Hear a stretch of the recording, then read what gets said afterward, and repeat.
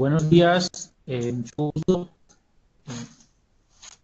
Vamos a hablar de un tipo de sustancia de la cual nosotros siempre la tenemos presente en el aceite, pero solamente nos damos cuenta de su importancia en el momento en que ya nuestros transformadores empiezan a mostrar un envejecimiento. Nosotros sabemos que como tal, el aceite dieléctrico es una sustancia derivada del petróleo. Es una mezcla de hidrocarburos de entre 16 y, y 22 átomos de carbono. Son fluidos que lo normal que hace, pueden ser, lo normal, tienen tres propiedades. Un aceite debe ser aislante, o sea, que no conduzca, porque nosotros sabemos que en el transformador lo que está pasando es que hay mucha energía que se está intercambiando para hacer que la corriente pase de ser pequeña a ser grande o lo contrario, y eso nos damos cuenta en los niveles de tensión. El aceite protege los componentes del transformador porque al ser un líquido amortigua los golpes y adicionalmente es un refrigerante. Los aceites se pueden diferenciar, clasificar en tres grandes grupos. Los aceites minerales, que son los que estamos hablando, que son derivados del petróleo como tal.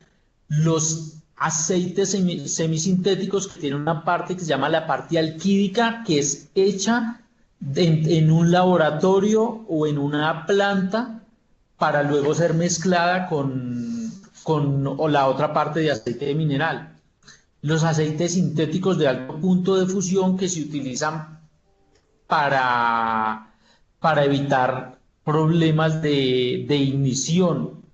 Los aceites vegetales y otras sustancias sintéticas como las siliconas o como los PCBs, por ejemplo, que también se pueden utilizar, entre comillas, como líquidos aislantes. Entonces, estábamos hablando de los aceites minerales aislantes. Son mezclas de hidrocarburos que tienen un peso molecular alto, lo que les decía, normalmente tiene entre 16 y 22 átomos de carbono y su química es muy variada. El carbono normalmente para enlazarse entre sí se enlaza con otras cuatro átomos, inclusive del mismo carbono, como pasa en los hidrocarburos, pero se puede distribuir de maneras muy diferentes y eso hace que la química del carbono, la química orgánica, sea tan rica y puedan existir tantas sustancias que pueden tener la misma composición química en principio, la misma fórmula química. Estos productos provienen de la refinación del petróleo obtenidos por destilación fraccionada normalmente. La composición es hidrocarburos de tipo nafténico, hidrocarburos aromáticos e isoparafínicos, que son diferentes dependiendo del petróleo de donde venga. Es diferente un petróleo que provenga de Estados Unidos a un petróleo de Sudamérica, a un petróleo de Rusia, y dependiendo de dónde venga el petróleo, también depende el aceite que se fabrica con él o el proceso de refinación que pueda tener.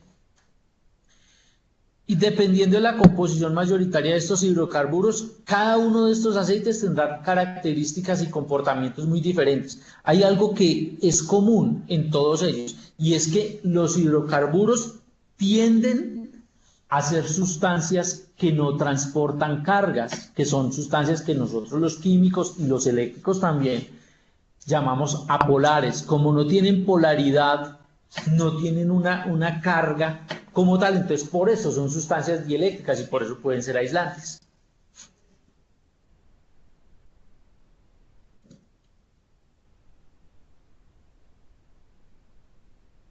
Entonces, ¿cuáles son las propiedades de un aceite aislante?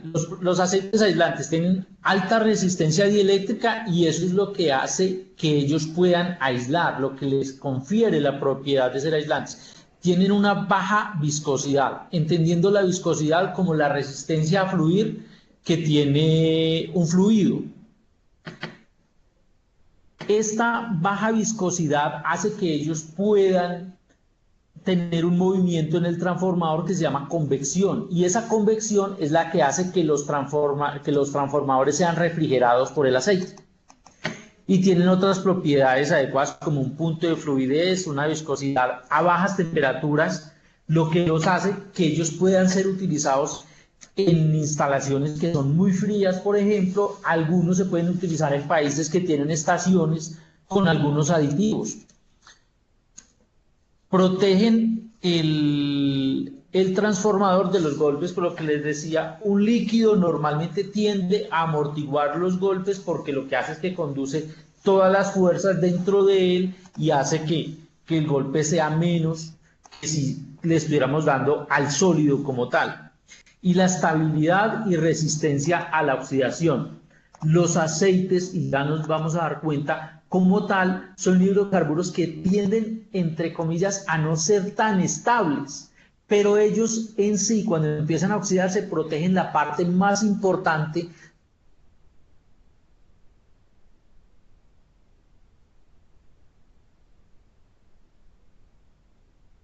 del transporte de oxidación muy grande, un estado muy avanzado, me van a proteger el papel aislante.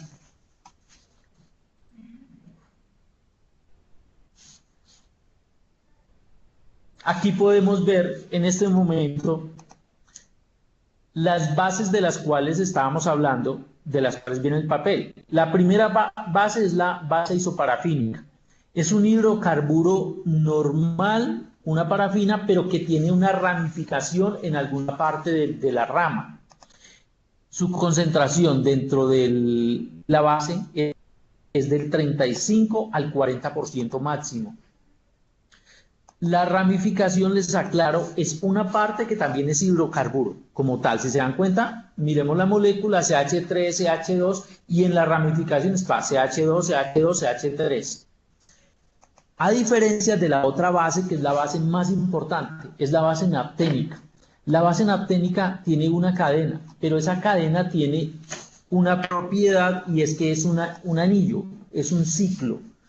Tengamos en cuenta que es un ciclo normal, que no es un aromático, y normalmente puede estar del 50 al 60% del aceite mineral aislante. Esta parte es el alma del aceite mineral aislante. Es realmente lo que yo diría, este es el aceite. Y hay una base aromática.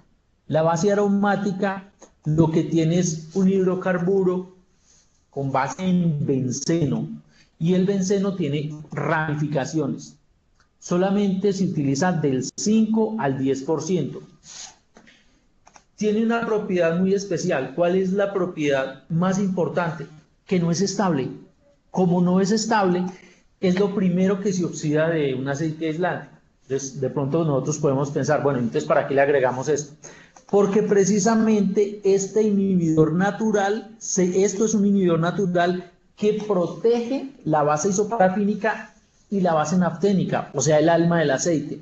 Si el aceite no tuviera este inhibidor natural, la parte del hidrocarburo nafténico y el isoparafínico empezarían a oxidarse mucho más rápido y el aceite como tal empezaría a perder sus propiedades muy pronto.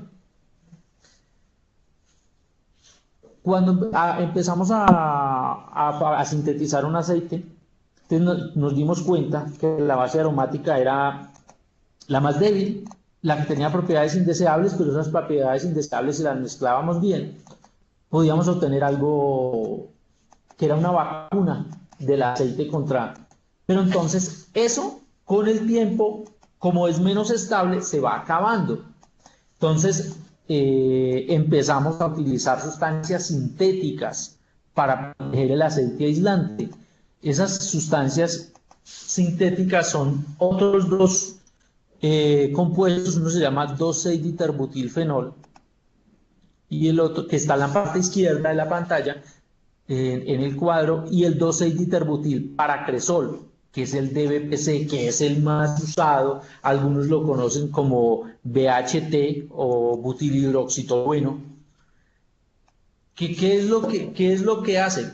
En pequeñas cantidades él puede cumplir lo que hace la base aromática natural del aceite aislante. Cuando se fabrican los aceites minerales aislantes, se preparan dos tipos de aceite. Aceite tipo 1, que puede tener máximo hasta un 0.08% de cualquiera de estos dos inhibidores. Y aceites tipo 2, que son los aceites que se conocen como inhibidos, que pueden tener hasta el 0.3% también de estos dos inhibidores. ¿Por qué se limita la cantidad de este inhibidor? Porque si ustedes se dan cuenta, en la parte superior del inhibidor sintético hay un OH. Ese OH hace parte de la molécula y no es como tal, no le da comportamiento de hidrocarburo. Que el hidrocarburo no transportaría carga, sería un dieléctrico. El OH hace que él tienda a tener alguna polaridad, y esa polaridad, cuando yo caliento el aceite, va apareciendo y va haciendo que el aceite pierda un poco de cantidad de sus propiedades dieléctricas. O sea, hace que pierda un poco de rigidez dieléctrica y hace que el factor de potencia, si nos acordamos que el factor de potencia lo que nos mide son las pérdidas por calor que se pueden dar en el aislante, porque estoy hablando de factor de potencia al aceite dieléctrico. Entonces hace que por ahí hayan pérdidas de calor o de energía.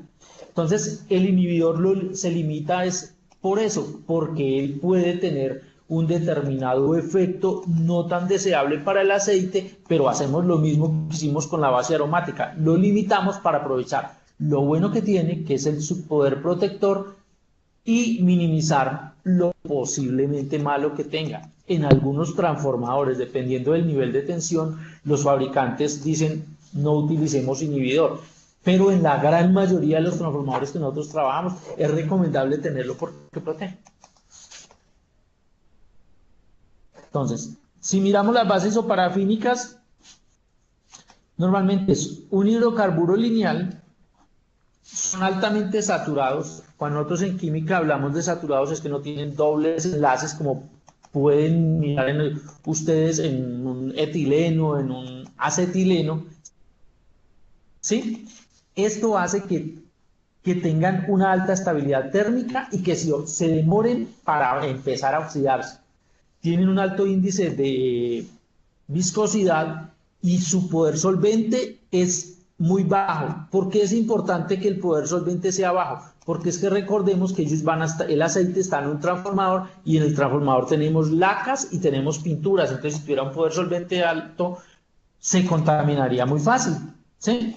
Tienen altos puntos de fluidez y normalmente forman una parte muy importante del aceite mineral aislante.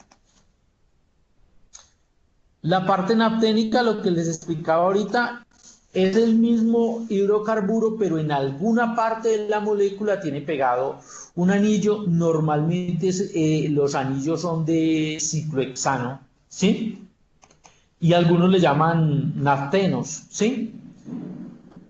Es el alma del aceite mineral aislante. Tienen algo más de poder solvente y por eso utilizamos el isoparafínico, para que el isoparafínico le impida a la parte napténica disolver eso de las lacas, de las pinturas. No son tan estables a la oxidación, ¿sí?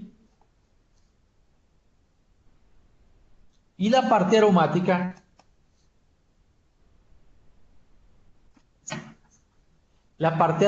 que lo que tiene es un anillo de benceno, ¿sí? El cual tiene pegado una pequeña parte de hidrocarburos. Esa parte de hidrocarburos pegada al benceno, ¿qué es lo que hace? Que no sean muy estables, que sean muy fácil para que el oxígeno pueda penetrar y el oxígeno pueda oxidar el aceite. Recordemos una cosa, cuando yo tengo un transformador que está con aceite mineral aislante, lo que tengo ahí es un reactor. ¿Por qué tengo un reactor? porque en ella se pueden dar muchas reacciones. Y además acordémonos que estamos en un planeta que por toda parte tenemos aire. El aire tiene aproximadamente 21% de oxígeno. Entonces es imposible que al transformador no vaya a penetrar oxígeno, así tuviera una atmósfera de nitrógeno. Si tenemos en cuenta que tenemos dentro del transformador calor, porque se calienta, que tenemos agua, que tenemos hierro, tenemos cobre, que son sustancias que ayudan a que se den reacciones químicas, entonces es imposible que, el oxígeno no pudiera atacar a la molécula del hidrocarburo. Hay algunas sustancias minoritarias que tiene el aceite aislante, algunas se dan porque en el proceso de refinación se utilizan algunas de ellas, por ejemplo, los tiofenos, los carbazoles, algunas tienen dibensil disulfuro, algunas tienen oleofinas. A los que de pronto lo estén mirando por ahí, es posible que haya sustancias que más adelante me vayan a generar azufre corrosivo, aunque ahorita la charla pues no es de azufre corrosivo. Si nos queda la inquietud, sí es posible, porque en la refinación utilizamos sustancias que tienen azufre, y se pueden producir sustancias que más adelante van a ser azufre corrosivo. Entonces, bueno, como tal, el aceite, ya habíamos dicho, son mezclas de hidrocarburos de alto peso molecular, tienen una composición muy variada. Yo puedo tener en hidrocarburos de 16 átomos de carbono hasta 20, 30, de 17 puedo tener 50, 60, provienen de la refinación de destilados del petróleo. Entonces, eso es una mezcla. Como tal, el petróleo es una mezcla grandísima que puede ir desde gases, pasando por líquidos. Si hablamos puede tener hidrocarburos de 2, de 10, de 50, de 80, de 100. Entonces pasan desde el estado gaseoso al estado líquido, a un estado pastoso, y a tener sólidos como tal. Entonces, lo que se hace cuando yo refino el petróleo y saco un destilado es sacar solamente una porción. En este caso es una porción entre 16 y 22 átomos de carbono que tienen determinadas propiedades. La composición es la que acabamos de ver en diferentes proporciones, y depende del tipo del petróleo de donde provenga. También depende de la composición mayoritaria de dichos hidrocarburos, serán características y comportamientos que son diferentes. Me explico, son dieléctricos, pero algunos pueden ser mejores dieléctricos que pueden ser otros, algunos pueden ser mejores aislantes que otros.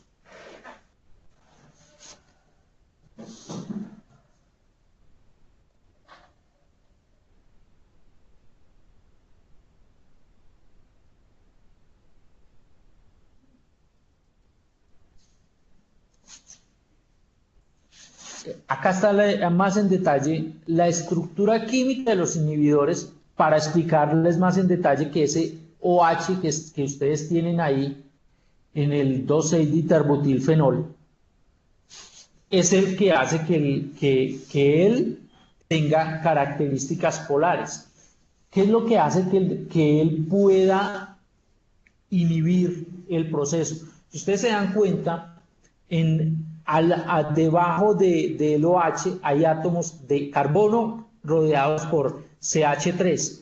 Eso hace que esa molécula no sea estable en ambos casos. Como no es estable, ellos se oxidan antes. Vale la pena resaltar que la reacción de oxidación de hidrocarburos es una reacción que cuando empieza no se puede parar. Si yo tengo un pozo de petróleo y empieza una oxidación, que puede ser una combustión, un incendio, lo normal para poder parar eso, solo hay dos formas: o le quito todo el oxígeno o quito todo el hidrocarburo.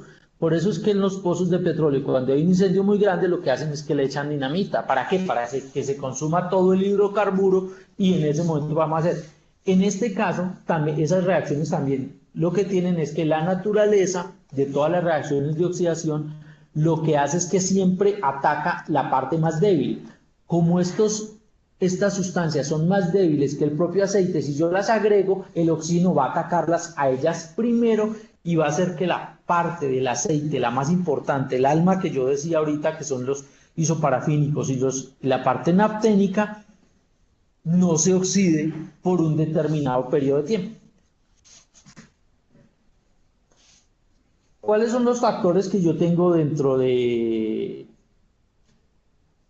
los factores de deterioro que tengo dentro de un transformador? Yo tengo condiciones de operación. Una es calor. Los transformadores como tal, cuando están operando, dependiendo del nivel de carga a los que trabajen, van a generar calor. Entonces van a haber transformadores que me pueden estar trabajando a 40 grados, que es una temperatura muy benigna, pero hay transformadores que me pueden estar trabajando a 70, 80 grados.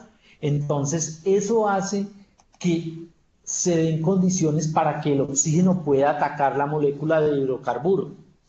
Puede haber estrés mecánico porque hay esfuerzos en los cuales hay pequeños movimientos del papel, del aceite. Acordémonos lo que yo hablaba hace un momento del movimiento de convección del aceite. Eso es un movimiento que puede ser mecánico o que puede ser natural, pero eso produce estrés mecánico al equipo y al propio aceite.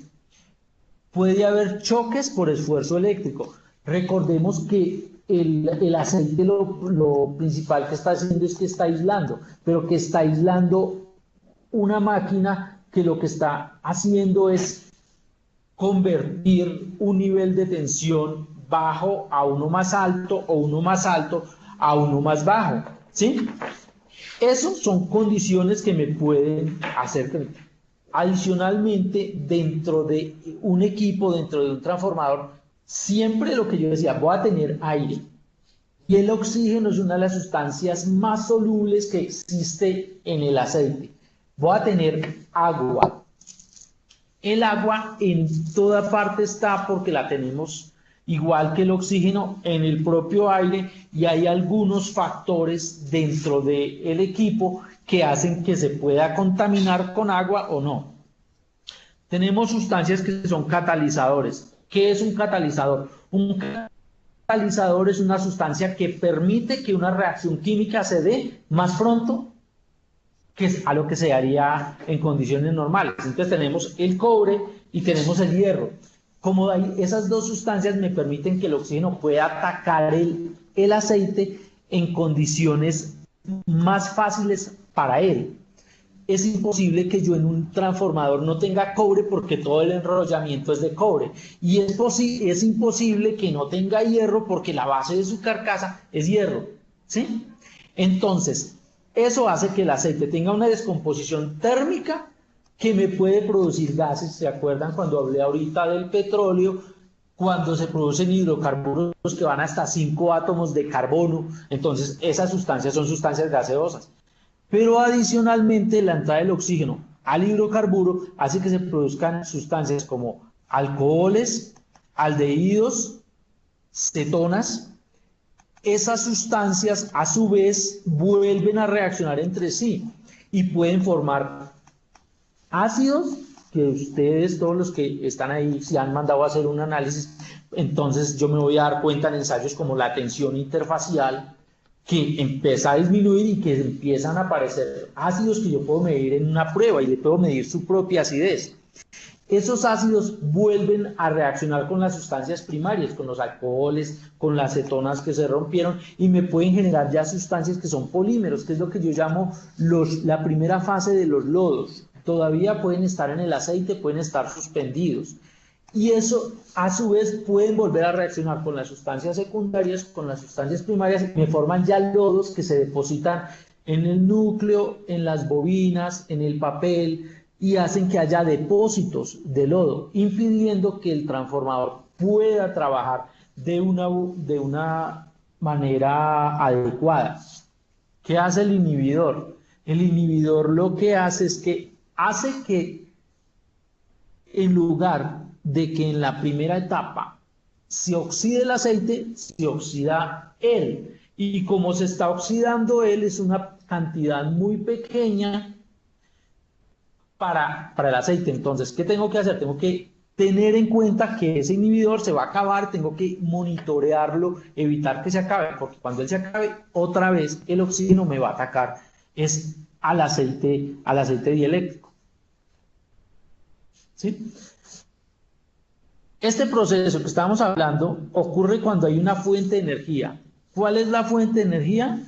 Calor, luz, que entra sobre las moléculas que son no saturadas o aromáticas. Por eso es que yo hablaba ahorita que los aromáticos, cuando están en cantidad suficiente, son los inhibidores naturales que tienen. Si allá están poquitos, me va a atacar el resto, produciendo una molécula que yo llamo alquil.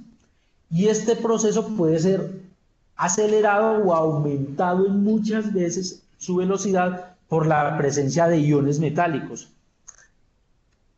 Estos metales estas sustancias pueden aparecer porque tengo metales y porque estos metales se pueden desgastar, se pueden corroer o puede haber herrumbre por el ataque del agua y del oxígeno al hierro que pueda tener la carcasa. Este es un esquema del proceso que tendría la oxidación. Yo tengo las primeras sustancias que se producen por la oxidación del aceite, son alcoholes, luego se pueden producir aldehídos y luego se pueden producir cetonas. Cuando ellos reaccionan con el oxígeno, me pueden producir ésteres, peróxidos, ésteres activados y poliésteres pesados, que son los que yo llamo los lodos. Esta reacción es más rápida cuando aumenta la temperatura y cuando hay presencia de cobre, hierro y agua dentro del aceite y dentro del propio transformador. Entonces, ¿qué hacen los antioxidantes? Primero que todo, pues tenemos que mirar cuáles son los antioxidantes. Los antioxidantes se pueden clasificar como primarios, secundarios y desactivadores de metales. Los antioxidantes primarios y secundarios interrumpen la cadena de oxidación cuando se está propagando y se está aumentando, se está ramificando. ¿Qué es lo que hacen? Se meten en la mitad, lo que nosotros llamaríamos como carne de cañón, e impiden que ataque a la parte más importante del aceite. Y los otros, que son los desactivadores de metales, lo que hacen es que minimizan la actividad catalítica de los metales que haya en el sistema. Entonces hace que el hierro y que el cobre se conviertan no en hierro y cobre, sino los convierten en sales, y esas sales no tienen la misma actividad química que tienen el hierro y el cobre como los iones normales. Entonces por eso ellos no pueden hacer que la oxidación ocurra a una velocidad más rápida.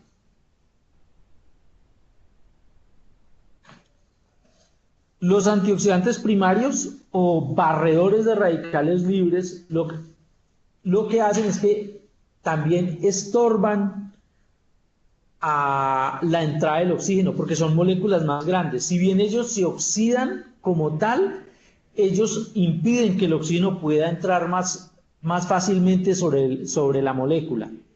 Y hay una cosa importante que tengo que tener en cuenta cuando yo estoy inhibiendo un aceite. Lo primero, esta sustancia se va a oxidar más rápido. Tengo que tener una determinada cantidad para que me pueda proteger. ¿Cuál es esa cantidad? Lo normal por experiencia es 0.1%. Lo normal para aceites que ya estén en uso. Una vez que ya está por debajo de eso, esa sustancia al oxidarse van a producir una sustancia que se puede oxidar más fácil que el propio aceite y me va a ayudar a que se oxide. ¿Sí? Entonces, ¿qué es importante cuando yo tengo un inhibidor? No dejar que disminuya de 0.1% porque se convierte en una sustancia que me va a ayudar a oxidar el propio aceite. ¿Sí? Entonces, es importante realizar el análisis y no dejar que disminuya de 0.1%. Normalmente un equipo que ha sido inhibido, el inhibidor le puede durar por experiencia alrededor de 3 años y está trabajando a una carga, pongámoslo, del 80%.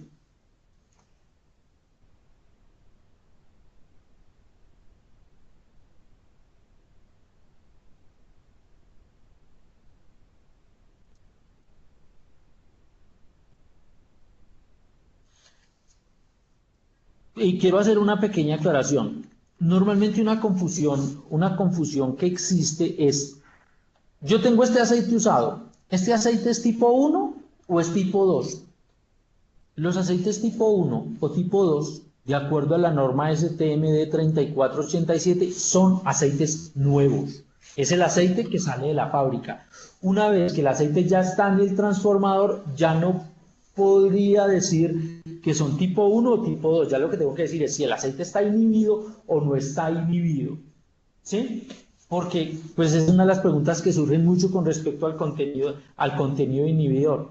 En algunos casos hay fabricantes que dicen, mire, si usted tiene un transformador que trabaja a un nivel de tensión por encima de 230 kilovoltios, no le agregue aceite ni tipo 1 ni tipo 2, y hay unos aceites que se llaman tipo 0, que son bases que no tienen absolutamente nada de inhibidor, y es por lo que se está transportando una gran cantidad de tensión, 230.000 voltios. Entonces, SOH que les mostraba ahorita en la molécula puede ser suficiente para disminuir la rigidez dieléctrica que necesitamos, que en este caso estos transformadores sea maximizada, que tenga una rigidez dieléctrica altísima por norma.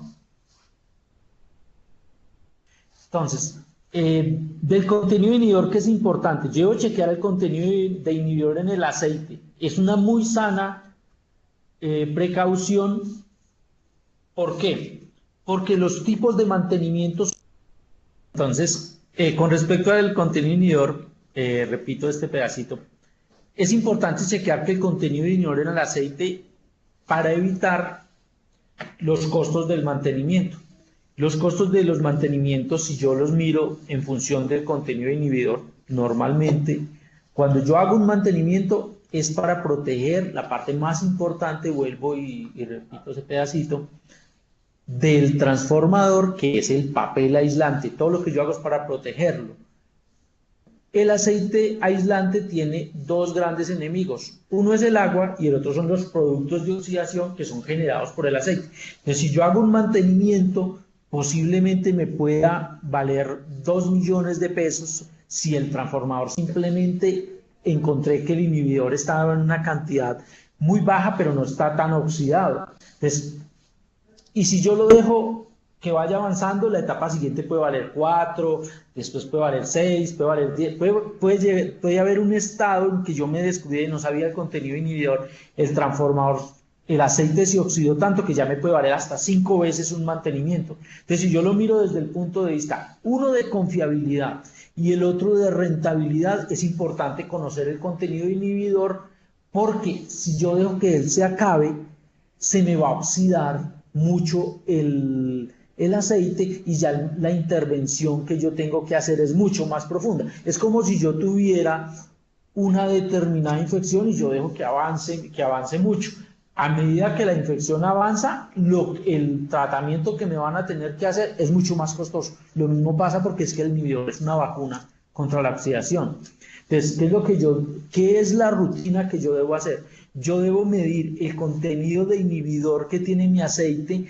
¿Para qué? El inhibidor, lo que yo les explicaba ahorita, lo que hace es retardar el proceso de oxidación del aceite, degradándose. Como el inhibidor, cuando es muy poco, hace que el propio ayuda a que el aceite se oxide. Entonces, lo que tengo que hacer es que no tenga menos de 0.1 y lo voy agregando. ¿Cuánto me puede durar el inhibidor? Me puede durar 3 años o un poquito menos, pero eso me toca saberlo con ensayos de laboratorio, ¿sí? Y normalmente lo que yo hago es que por experiencia en transformadores usados, yo debo saber desde dónde parto para saber hasta dónde quiero llegar. Lo normal es que yo utilice el concepto que dice la norma acá en América. Se utiliza hasta 0.3%, en Europa lo utilizan hasta el 0.4%, pero vuelvo y aclaro algo que ya dije, no tiene nada que ver con los aceites tipo 1 y tipo 2, porque los aceites tipo 1 y tipo 2, yo estoy hablando de un aceite nuevo, no en uso. El inhibidor como tal, lo que les explicaba, tiene un efecto negativo ligero sobre el factor de potencia y la rigidez dieléctrica, ¿sí? Por eso la norma STM lo limita en porcentaje por masa a 0.08 si es de tipo 1 aceite nuevo y 0.3% si es de tipo 2. Y en transformadores que ya manejan niveles de tensión superiores a 230, inclusive no se utiliza. ¿Cuáles son los métodos de ensayo para hacer este tipo de análisis? Existen tres tipos de análisis. Dos análisis son métodos cromatográficos, cromatografía de gases, cromatografía HPLC, que es cromatografía líquida, y el otro es un método óptico. Entonces ya lo vamos a mirar. Este es el primer equipo, se hace de acuerdo a la norma ASTM de 4768 y mediante este tipo de ensayos se pueden determinar pequeñas cantidades de los dos inhibidores, el DBP y el DBPC. Es una cromatografía de gases en la cual se detecta la parte de hidrocarburo del inhibidor. Como los dos tienen parte de hidrocarburo, si hay mezcla yo los puedo mirar el DBP y el DBPC por separado para saber si debo inhibir o no debo inhibir el aceite dieléctrico. El otro método es el de la STM de 2668 del 2007. También puedo determinar los dos con un método óptico y puedo determinar hasta 0.5% de contenido de longitud mirando una propiedad que se llama absorbancia. Los que han oído hablar de termografía, eso se da en la longitud de onda del infrarrojo. Hay una cierta absorción que hace que el OH del DBP o que el OH del 2,6-diterbutil paracresol yo lo pueda ver en una determinada longitud de onda y lo pueda cuantificar si tengo patrones igual que en cromatografía de gases. Y esta que es el de la norma IEEE, que me sirve para determinar el 2,6-diterbutil paracresol, lo determino como lo que yo llamo BHT, se puede determinar en aceites nuevos usados hasta el 0.5%, y utilizo esta técnica, se llama cromatografía líquida de alta eficiencia. Para los que lo han oído mencionar, esta técnica es similar a con la que se hace análisis de contenido de furanos. ¿Cómo es la composición de las bases en un aceite siliconado y vegetal? ¿Y aplica el análisis de contenido inhibidor para aceites siliconados y vegetal? Bueno, primero que todo, los aceites siliconados son unas sustancias sintéticas de tipo inorgánico, que son siloxanos como tal. Su proceso de oxidación es muy diferente al de un hidrocarburo. Son más estables que los hidrocarburos. Normalmente cuando yo utilizo una silicona son líquidos que tienen un punto de ignición o de inflamación muy alto y son mucho más costosos, por eso es que no se utilizan. Las siliconas normalmente requieren mantenimiento porque se oxidan muy lentamente a un periodo de tiempo mucho más largo. Ahora, los hidrocarburos los aceites vegetales son sustancias de tipo natural, son aceites que son provenientes de otro tipo de sustancias, son poliésteres de tipo orgánico. Estos poliésteres de tipo orgánico son menos estables a la oxidación, son sustancias alimenticias. El DBP, DBPC o BHT, como le llaman, se utilizó primero en las grasas vegetales. Entonces, en los aceites vegetales sí se puede utilizar el inhibidor, el 2,6-diterbutil paracresol, que es el más utilizado, y también lo protegen contra el proceso de oxidación. En las siliconas, no.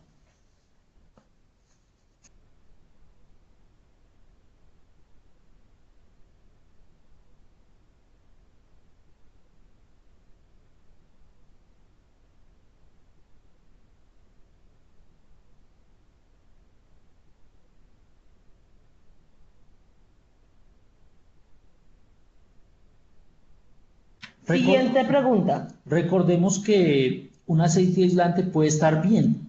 El índice de calidad es simplemente un indicativo de cómo está. Yo tengo un índice de calidad por encima de 3000, entonces el aceite está en una condición que está excelente. Pero si yo lo tengo por debajo de 3000 y por encima de 1500, el aceite está bueno, pero existe la duda del contenido de inhibidor. Nosotros, actuando de una manera preventiva, lo que pedimos cuando ya vemos que el aceite tiene un índice de calidad por debajo de 3000, es que pedimos un análisis de contenido de inhibidor para verificar que está bien. Si está bien, lo dejamos así. De lo contrario, lo que sugerimos es que se inhiba el aceite para evitar que vaya a entrar a un periodo en el cual ya necesite una regeneración de aislamiento.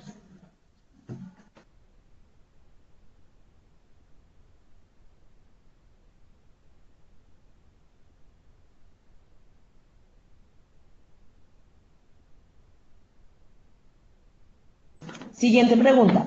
¿Cuál es la dosificación del inhibidor? Lo normal es que yo mida el contenido de inhibidor antes de saber de arrancar un mantenimiento, para saber de dónde voy a iniciar, y lo mida al final. Lo que tengo que hacer es completar máximo al 0,3% en masa. ¿Sí? Entonces para eso debo saber de dónde arranco. Y además cuando yo estoy haciendo un mantenimiento, debo tener en cuenta que si yo caliento mucho el aceite y estoy utilizando vacío, puedo hacer que el inhibidor que había se evapore, porque el inhibidor tiene un punto de ebullición que no es tan alto, y cuando hay vacío el punto de ebullición disminuye.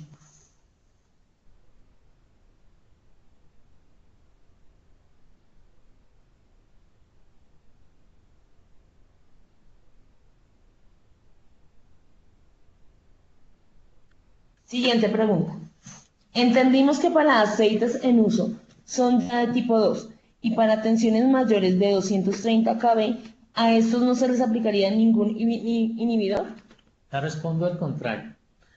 Si los transformadores son de tipo 2, normalmente los fabricantes me dicen utilice aceite tipo 0, que no tenga nada de inhibidor. Y vuelvo y aclaro, los aceites tipo 1 o tipo 2 son cuando están en la caneca.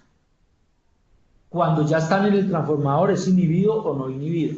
Entonces, lo normal es que yo podría tener en mis transformadores entre 0,1 y 0,3, aceites con entre 0,1 y 0,3% de contenido inhibidor, y es aceptable.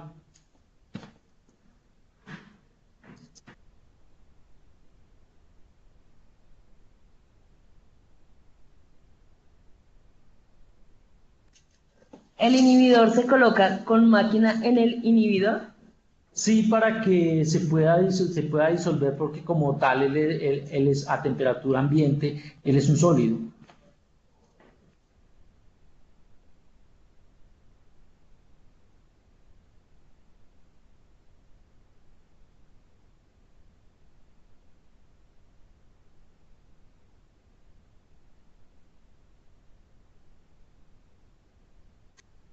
¿Cómo toman las muestras?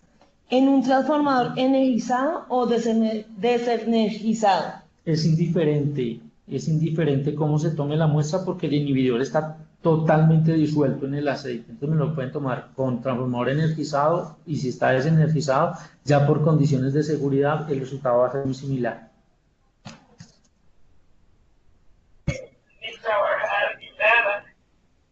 Buenos días. ¿Puedo hacer una pregunta? Sí, claro, siga. Sí, en un transformador usado, después de aplicar inhibidor, ¿después de qué tiempo es recomendable hacer la prueba para ver cómo está el comportamiento del inhibidor? Gracias.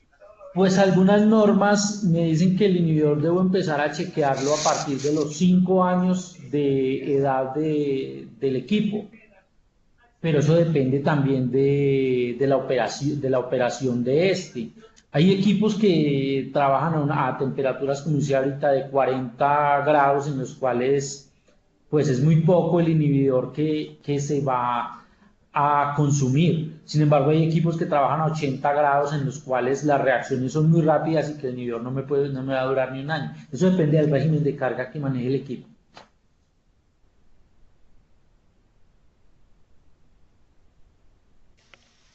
Buenos días. ¿Puedo hacer una pregunta?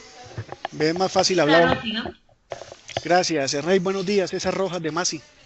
César, ¿cómo estás? Bien, gracias, manito. Una cosa es que es en cuanto al tema de la toma de muestra, que de todos modos hemos tenido algunas indicaciones, pero yo sí quisiera, en cuanto al tema de la toma de muestra con transformador energizado y desenergizado, no sé si tengamos un experto aquí en la conferencia virtual que me pueda aclarar un poquito qué puede pasar si ocurre una descarga en el momento de la toma muestra. Es como para aclarar un poquito y tener más herramientas para, para hablar con los clientes acerca, porque realmente son muy miedosos de que se vaya a tomar una muestra, sea fisicoquímica o cromatográfica, en los transformadores. No sé si haya alguna autoridad eléctrica ahí en estos momentos en Trasequipos o de alguno de los participantes de la conferencia. A ver, César, primero que todo, cosas, dentro del propio aceite que afecte por la naturaleza del aceite, es difícil que se dé una descarga dentro del propio aceite. La otra serían las condiciones de seguridad en las cuales yo esté, y acuérdate que nos toca manejar distancias de seguridad para tomar la muestra si el transformador está energizado. Si hay una descarga o no descarga, de todas maneras yo tengo que mirar con qué la estoy tomando, a qué distancia estoy para que eso ya no me vaya a afectar, porque en principio no tendría por qué la toma de muestra generar una descarga como tal. Lo que pasa es que la realidad es otra, Ernei. Resulta que en los bornes principales del transformador existen unos DPS y ese DPS en funcionamiento puede dispararse y producir una descarga en el momento. Puede que se dé o que no se dé, pero realmente, ¿qué pasa si ese DPS se aterriza y la descarga del DPS cae a toda la malla tierra y la malla tierra está cogido todo lo que es la cuba del transformador y en la cuba del transformador es que está la mano de uno? Pues sería una situación muy peligrosa, César. Pero yo te prometo que esta parte, como si es netamente eléctrica, la vamos a discutir con Miguel. Muy Y te bien, muy mando bien. De la verdad que te, respuesta como tal. de verdad que te agradezco mucho. O si hay algún otro participante después de que Ernei termine, que me pueda ampliar un poquito el tema porque es posible que eso pueda ocurrir. Ingeniero, por favor, déjenos sus datos en el chat y con gusto nosotros le enviaremos la respuesta y le colaboraremos con todo el tema por medio de correo. Ok, César.rojas. Por favor, no lo deja consignado en el chat. Muchas Ok, gracias. listo. Siguiente pregunta. Para los OLTC, un ensayo de tensión interfacial es aplicable si es trabajado. ¿Requiere este aceite también inhibidor? Es un transformador de 230 kV.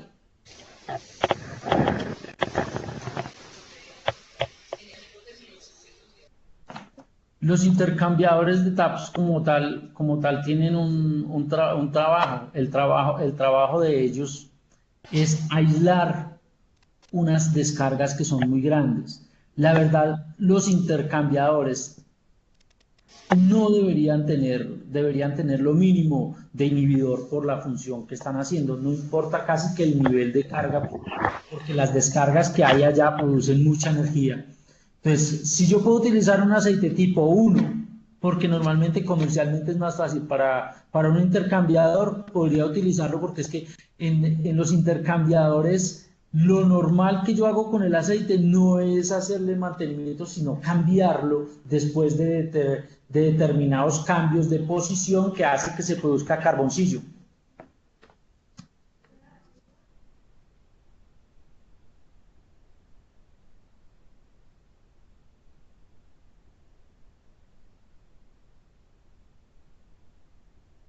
¿Qué diferencia existe entre pasivación o cuándo se debe pasivar? Bueno, ¿se acuerdan que estábamos hablando hoy de contenido inhibidor? ¿No? El inhibidor es una sustancia que evita que el oxígeno ataque. Pero yo por allá les alcancé a mostrar las sustancias minoritarias en las cuales estaban las sustancias que se llaman tiofenos, que tienen azufre. El azufre puede producir azufre corrosivo.